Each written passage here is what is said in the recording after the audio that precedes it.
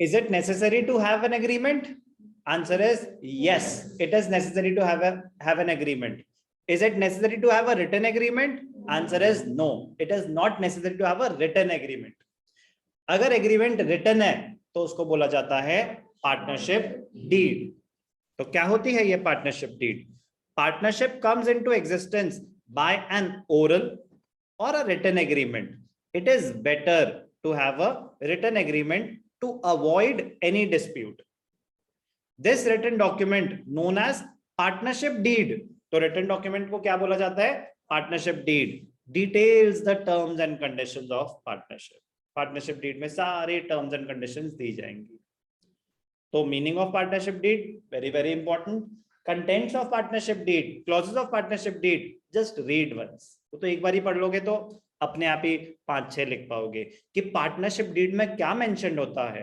Profit sharing ratio mention होता है, partners की सैलरी मेंशन होती है, इंटरेस्ट ऑन कैपिटल मेंशन होता है, इंटरेस्ट ऑन ड्रॉइंग्स मेंशन होता है, कमीशन अगर है, रेम्यूनरेशन अगर है, और एड्रेस और नेचर ऑफ बिजनेस तो होता ही होता है. तो ये जनरल, जस्ट रीड वंस. तो contents of partnership deed just read once. Description of the partners, description of the firm, principal place of the business, nature of business, commencement of partnership, capital contribution, कौन कितने पैसे invest करेगा, interest on capital है कि नहीं है, interest on drawings है कि नहीं है, प्रॉफिट शेयरिंग रेशियो क्या होगा, इंटरेस्ट ऑन लोन क्या होगा, रेम्यूनरेशन टू पार्टनर्स क्या होगी, वैल्यूएशन ऑफ गुडविल कैसे करी जाएगी, जब करी जाएगी, वैल्यूएशन ऑफ एसेट्स कैसे होगी, सेटलमेंट ऑफ अकाउंट्स कैसे होगी, अकाउंटिंग पीरियड हम फाइनेंशियल ईयर फॉलो करेंगे या कैलेंडर ईयर फॉलो करेंगे, एनुअल अकाउंट्स मेंटेन करेंगे या हाफ ईयरली करेंगे, rights and duties of partners क्या रहेंगी, ड्यूरेशन ऑफ पार्टनरशिप क्या रहेगी, partnership for a particular venture है, partnership for a particular period है, या पार्टनरशिप एट विल है. बैंक अकाउंट ऑपरेशंस के बारे में, कोई ऑथराइज सिग्नेटरी है, कौन हैंडल करेगा, इंपॉर्टेंट है ये काफी ज्यादा. अगर डेथ हुई, ध्यान से सुनना, अगर कुछ मेंशन नहीं होता पार्टनरशिप एग्रीमेंट में, पार्टनरशिप डीड में कुछ मेंशन नहीं है, तो अगर किसी की भी डेथ होती है ना, तो partnership comes to an end. It ceases to exist. कि अगर आप बाकी पार्टनर बच गए, उनको काम करना है, तो उनको नई पार्टनरशिप एग्रीमेंट, फॉर्मेलिटी होती है, वो नया पार्टनरशिप एग्रीमेंट बनाना पड़ेगा, बट पुराना सीजेस टू एग्जिस्ट.